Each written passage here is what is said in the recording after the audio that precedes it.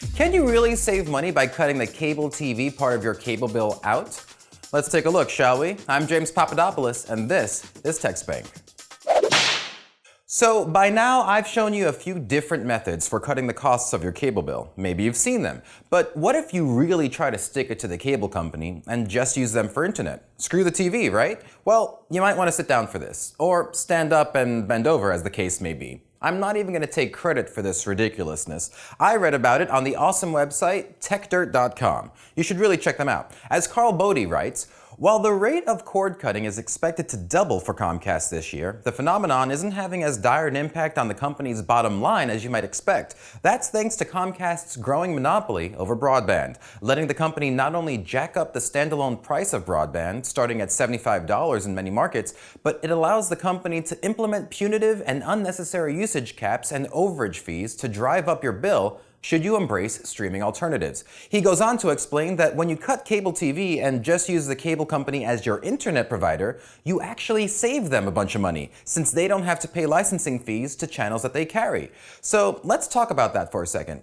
If you just have internet and decide to use another service like YouTube TV, DirecTV Now, Sling TV, Hulu, whatever, the cable company still makes money. And their crappy setup with data limits and speed limits means the more you stream, the more you pay them. So what can we do? Well, if you want to be a purist, you cut the cord completely and use an antenna to watch TV. And that's that. Go buy Game of Thrones on VHS or something. But since nobody wants to do that, competition for internet service providers is all we've got to hope for. As Carl points out, a number of towns and villages are getting sick of this crap and building out their own internet service providers. The prices are fair, easy to understand, and the services are reliable. It's a hodgepodge for sure, but with a country as big as the United States, it kind of makes sense. When people say things like, well, in Japan, the internet speeds are way faster, well, take a look at the size of Japan compared to, say, California. They're around the same size, so yeah, it's a bit more difficult to wire big old America.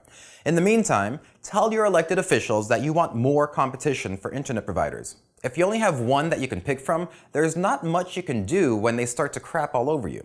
On that cheery note, that's all for this episode. Remember to like, share, and subscribe. Until next time, I'm James Papadopoulos. Thanks for watching. You know what? No. Before I go, you really should reach out and be a part of your democracy. You can Google your reps or simply go to www.usa.gov/elected-officials and you'll be able to find the contact information based on where you live.